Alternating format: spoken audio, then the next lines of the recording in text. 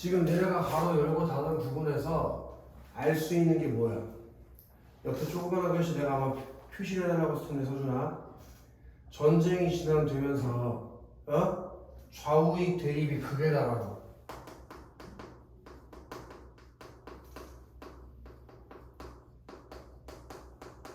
좌익과 우익의 대립이 커지고 38선 이남에는 여기가 중요해. 반공 이데올로기.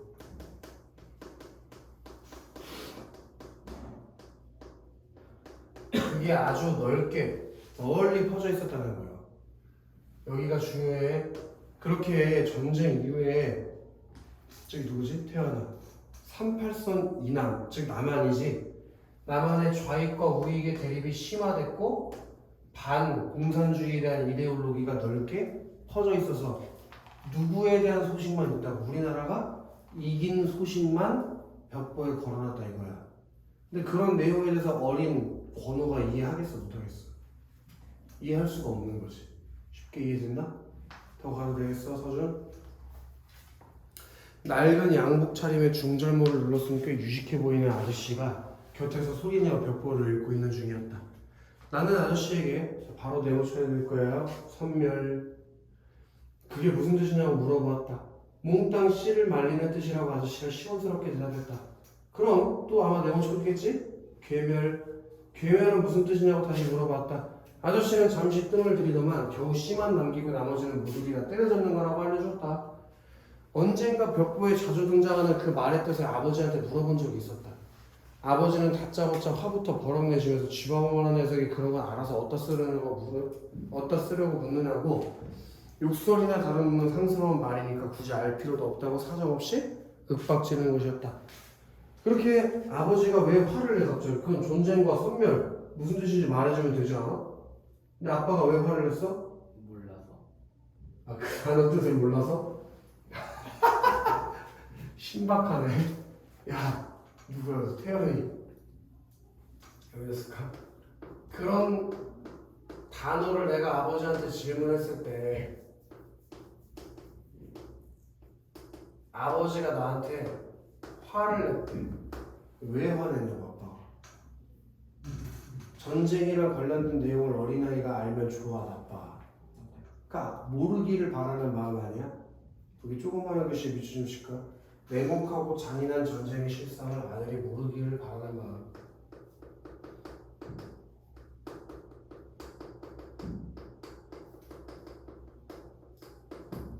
요거에 대해서 모르기를 바라는 마음으로 아들한테 뭘 냈다고? 화를 냈다고. 근데 바로 밑줄 치자. 아버지는 매번 그런 식이었다. 그렇게 질문을 했는데 화가 내니까 나 아버지한테 뭐가 생기겠어? 불만이 생기지. 불만. 그치?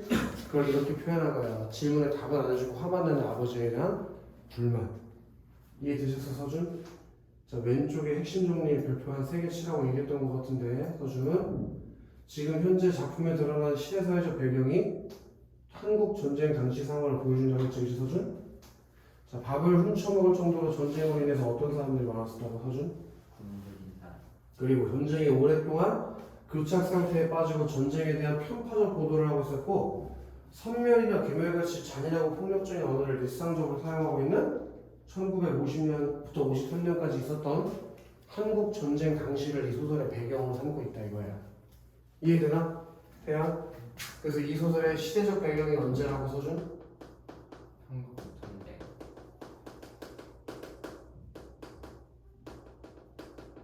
그래서 전쟁을 하는 상황이기 때문에 굉장히 잔인하고 냉혹한 모습들을 볼 수가 있다는 얘기지. 지금은 그런 말 안 쓰잖아. 이해되세요? 시청 앞을 지나 시공간 내거리에서 오른쪽으로 꺾어내면 곧바로 익산군청이었다. 나는 군청 입구에서 길바닥에 떨어진 나뭇개비를 찾느라 사방을 두리번거렸다. 그 다음 차례가 익산 군수 관사이기 때문이었다. 관사 정원과 도로 사이에 담장 내신의 내부가 훤히 들여다보이는 철책이 쳐져 있었다. 나는 철책에 나뭇개비를 대고 이쪽에서 저쪽 끝까지 힘껏 달리면서 따발총같이 타다다다다 소리가 되게 우러나게 울려했다. 근데 서준아, 예를 들어서 너 아파트에 있잖아. 너네 집 아파트가 혼자야? 거기 담 이렇게 있지. 근데 얘가 나이가 어리니까 충분히 뭐 그럴 수 있지. 여기 나뭇가지 달아가지고 뛰어가면서 타다다다 소리 낼 수 있어. 그럼 장난칠 수 있지. 근데 그 소리를 뭐에 비유해 나와? 따발총 소리에 비유하지 않았어? 너 태연이 집 앞에 그 담장에서 지나가면서 나뭇가지로 투두두두두두 소리 나는 걸 따발총 소리에 비유하겠어? 근데 왜 이때 따발총 소리에 비유했을까? 시대가 지금 한국 전쟁이 이루어지는 전쟁 상황이기 때문에 시대를 염두에 두고 따발총 소리에 비유했다 이거야. 아시겠어? 왜 총소리에 비유했다고? 시대 상황을 염두에 둔 비유라고. 알겠어?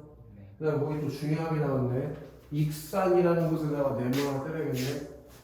그럼 지금 공간적 배경은 어디를 가지고 이루어지고 있는 거야, 태연? 익산이요. 태연. 익산 지금 현재 우리나라에 진짜 있는 곳이야, 없는 곳이야? 우리나라에 한국전쟁 했어, 안 했어? 그럼 전쟁을 했던 것도 사실이고 작품이 펼쳐지는 배경도 실제 현실 공간이잖아. 근데 소설은 진짜 이야기야, 허구적 이야기야? 허구적 이야기지만 독자들은 어떻게 느꼈으면 좋겠어? 마치 사실인 것처럼 느끼고 싶겠지? 그럼 이렇게 실제 전쟁과 현실 공간을 배경으로 하면 무슨 효과가 있어?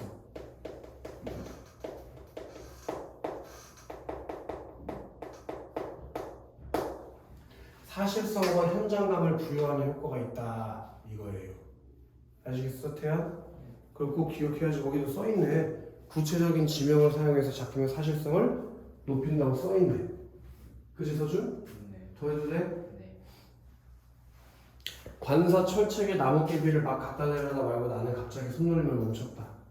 며칠 전까지만 해도 나무 몇 그루와 잔디밭만 헝하니 드러내 보이는 정원에서 인기척이 났다. 나하고 동갑 또래로 보이는 계집애였다.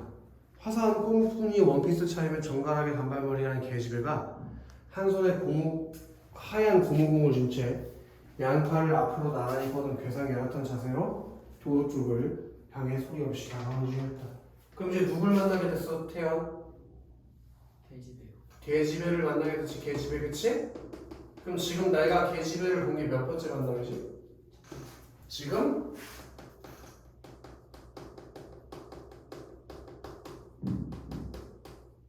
우리는 첫 번째 만남에 이루어지는 걸 보고 있는 거야. 얘 원래 만세주장 고수가 훔쳐먹으려다 시청 앞을 지나갔지. 그리고 시청 앞에 붙어있는 벽보 읽었지. 그리고 익산 군청 가서 뭐 했어? 나뭇가지로 그 익산 군수 관사를 뚜두두두 치는 그 장난치다가 누굴 발견한 거? 여자애를 이제 발견한 거지. 이해돼, 서준? 여기 아마 가로 열었을 텐데 양팔을 앞으로 나란히 뻗은 괴상 열악한 자세로 도로 쪽을 향해 소리 없이 다가온다는 걸 통해서 우리가 뭘 알 수 있다고 했지? 서준? 선호가 앞을 보는. 얘가 명은이라는 사실을 뒤에서 이미 알고 있지?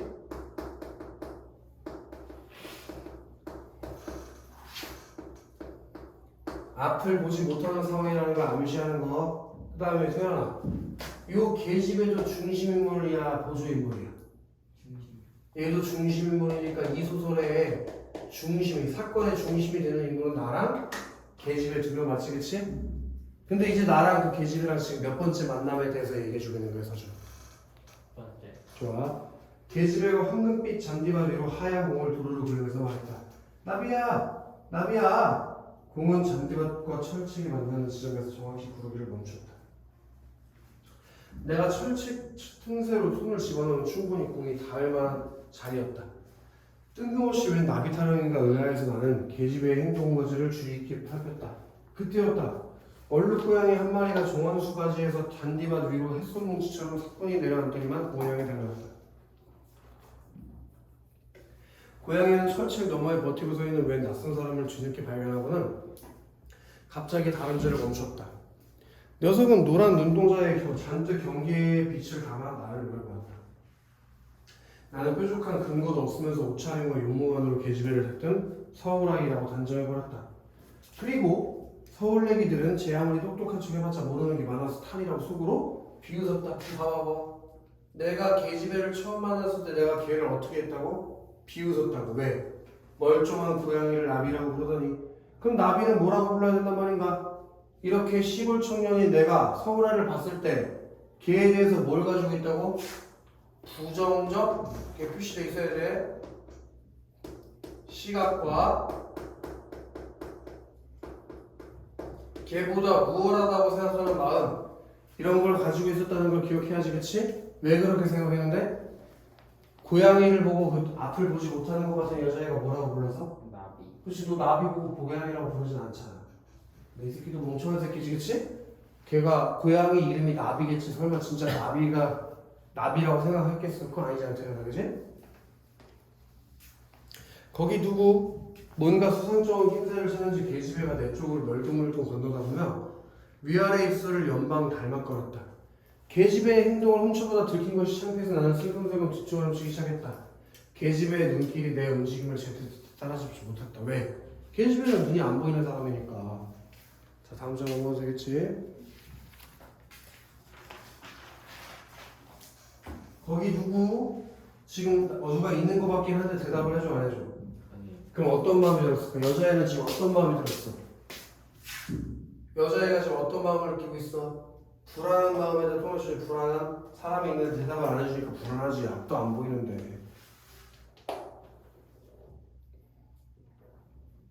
내가 처음 서 있던 그 자리에 아직도 눈길을 부정한 채 계집애는 날카로운 목소리로 다시 물었다. 나는 손에 든 나뭇개비를 아무렇게나 땅바닥에 팽개치면서 단박질 놓기 시작했다. 당달고사다 라고 생각하면서 도망을 줬대. 그럼 친구들, 얘가 계집애를 보고 어떤 마음을 느꼈어? 놀란 마음을 느낀 거 맞지, 그치? 왜 놀랐어, 태호? 그치? 집 쪽을 향해 정신없이 뛰면서 나는 속으로 부르짖었다. 계집애가 눈뜬 장님이라는 사실을 최초로 알아차리는 순간의 놀라움이 나로 하여금 만세주장 지혜밥을 훔쳐먹으려던 애초의 계획을 깜빡 잊도록 만들었다. 그날 밤에 세종과 서울 계집애의 희고도 곱상한 얼굴이 그 화사한 오늘씨가 어딘지 모르게 굼뜨고 어설퍼 보이던 그 행동거지 하나하나가 내 머릿속에서 줄고 떠나지 않았다. 그게 무슨 말? 내가 놀라서 도망을 치긴 했지만 그 계집애에게 뭘 갖게 됐다고? 관심과 호기심을 갖게 됐다는 게 중요한 거지. 그치, 서준? 뭘 갖게 됐다고 걔한테? 소녀에게? 뭘 갖게 돼? 서준? 서준? 내가 소녀에게 뭘 갖게 되냐? 밤에 와서 계속 생각이 났다니까? 그럼 소녀한테 뭘 갖게 된 거야? 관심? 관심. 그치? 그리고 호감. 그런 것들을 갖게 됐다고 생각. 네. 알겠어? 네. 소녀에게 뭘 갖게 됐다고? 관심. 그게 핵심이야. 네. 뭘 가져? 관심과. 관심, 호기심, 호감. 아시겠어? 네. 그럼 이게 몇 번째 만남? 첫 번째. 그럼 칠판 봐봐. 아까 전에 발단이라는 게 어떤 단계라고 했냐? 인물 소개해주고 배경 제시해주고 사건의 실마리를 알려주는 거라고 했지. 지금 여기 중심인물 누구랑 누굴 소개해줬어? 나라는 시골 소년 최건호 소개해줬지. 그리고 명은이라는 계집의 앞을 보지 못하는 여자애 소개해줬잖아. 얘들이 중심인물 아니야? 그리고 배경은 익산이라고 하는 공간적 배경과 한국전쟁이 일어나는 시설 배경 얘기해줬잖아. 그리고 어떤 사건의 실마리가 있었어? 나랑 명은이가 처음으로 만나게 되는 사건이 펼쳐질 실마리를. 그리고 그 명은이를 만난 후에 내가 무슨 마음을 먹게 됐다고? 걔에 대한 관심을 갖게 되었다는 게 첫 번째 사건의 실마리인 거지. 이해돼? 자, 그럼 이제 어디로 넘어갈까? 전개로 넘어가겠지. 전개. 자, 서준. 전개는 어떤 단계야? 전개. 사건이 본격적으로 일어나는 단계. 그게 끝이야? 네. 태연, 전개는 어떤 단계야? 태연, 5단계가 있는 것만 알면 어떡해? 태연, 전개 옆에다 쓸까?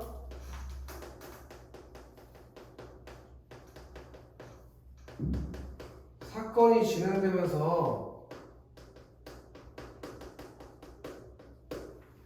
갈등이 시작되는 단계가 전개 단계란 말이야, 서준. 알겠어, 서준? 네. 그게 중요해. 자, 이튿날 나 학교가 파악이 무섭게 곧장 익산 군수관서로 달려갔다. 자자, 서준. 나 어디 갔다고?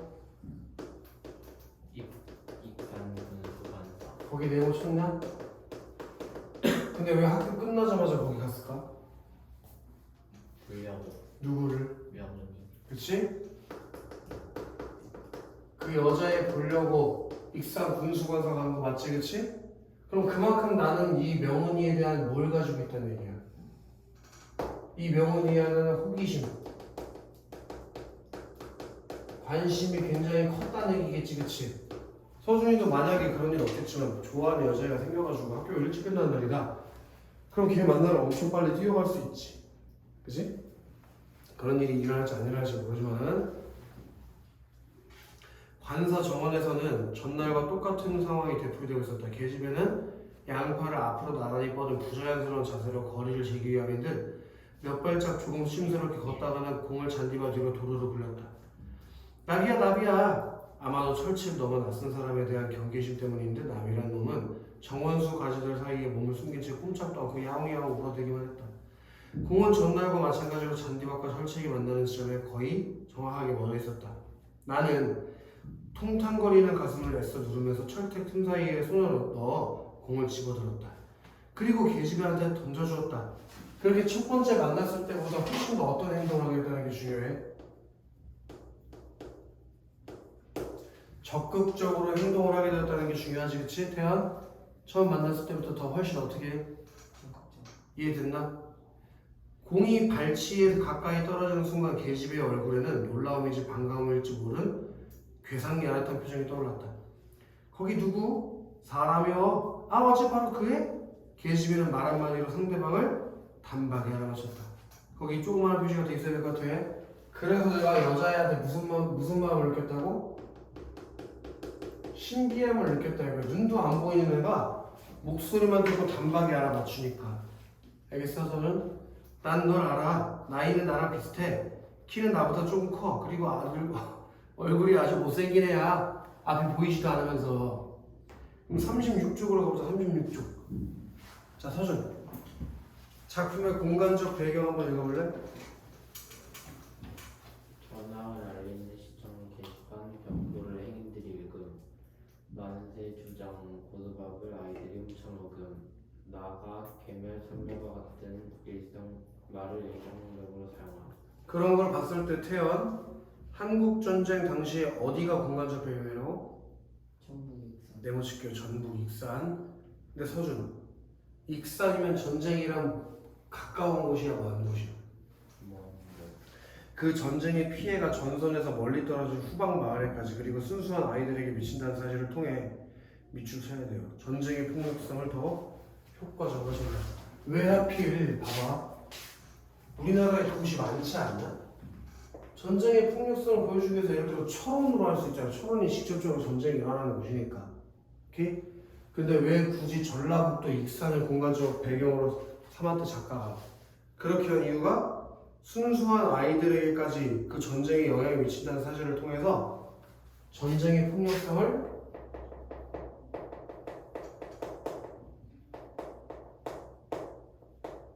더 효과적으로 보여주기 위해서 의도적으로 공간을 전라북도 익산으로 잡았다 이 얘기야. 아시겠어? 여기까지 다 이해됐나 저기야? 태연아? 네. 좋아요. 다음 절 넘어가자. 38쪽으로. 마치 두 눈으로 본 것처럼 자신있게 말하는 것이었다. 심지어 얼굴 못생긴 것까지 정확하게 알아맞히는 바람에 나 동그라미 빗줄 가슴 번이 뜨끔 쑤셨다. 자기를 못생겼다고 하는 말을 듣고 가슴이 쑤셨다는 건 자기도 자기 스스로를 뭐라고 생각하는 게 못생겼다고 생각하는 거 아니냐? 그래서 이걸 알아야지. 외모에 대한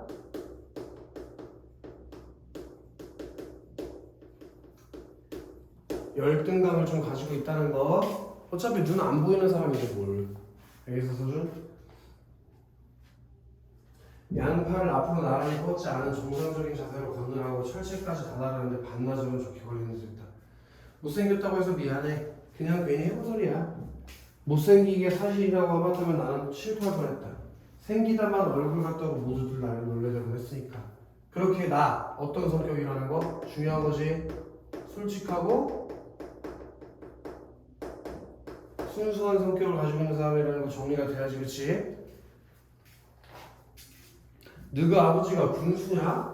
얼굴 문제에서 빨리 벗어나고 싶어. 나는 엉뚱한 데 말머리를 돌린다. 군수가 뭔데? 네가 익산 군수 딸 아니란 말이여. 익산 군수가 뭔데? 군수관서에 살면서 군수가 뭔지도 모르다니. 역시 서울내기들은 아는 것보다 모르는 것이 훨씬 더 많은 무지렁이들이라고 생각했다.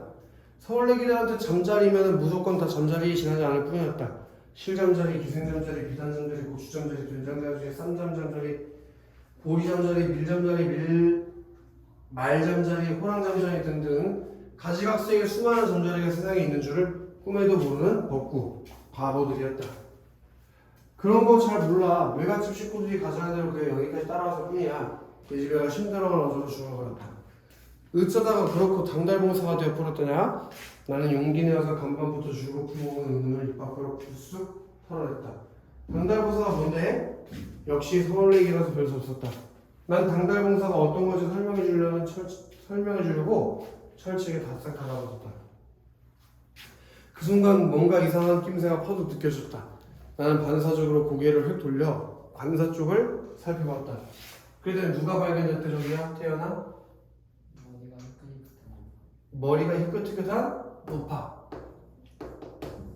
그 노파가 유리창 안쪽에서 무시무시한 눈초리로 나를 쏘아보는 중이었다. 그렇게 나를 뭐하고 있었다고? 경계하고 있었다니까. 경계. 이해됐나? 어마 뜨가라 하고 나는 전날처럼 또 다른 박수를 놓기 시작했다. 예예 하고 다득하게 부르는 소리가 들린 뒤에서 들려왔지만 나는 뒤도 안 돌아보고 진동한동 주변남으로 왔다. 라고 내가 이 노파의 경계심에 놀라서 뭐 했다고? 도망을 치게 됐다고. 아시겠어? 자, 여기 볼까? 자, 여기 볼까? 여기까지가 지금 몇 번째 만남이야, 서준?